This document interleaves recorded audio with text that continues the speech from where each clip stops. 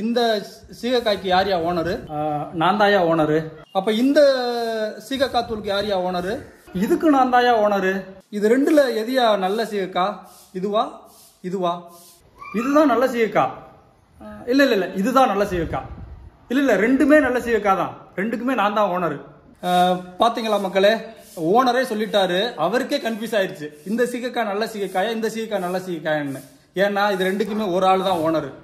இப்படித்தான் மக்களை ஏமாத்திட்டு இருக்காங்க. இது நல்ல சீகக்காய்னா ஒரே ஒரு சீகக்காய் தூள் போட வேண்டியதானே? ரெண்டு ஒரே ஓனரு, ஆனா ரெண்டு விதமான சீகக்காய். இதுல எது நல்ல சீகக்காய்ன்றத ஓனராலே சொல்ல முடியல. அப்ப நம்ம என்ன பண்றது?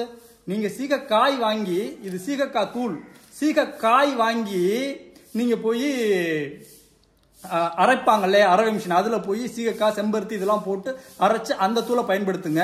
ஏன்னா நம்மளே உருவாக்குறதா உண்மையான சீகக்காயா இருக்கும். நீங்களே முடிவு பண்ணிக்கோங்க.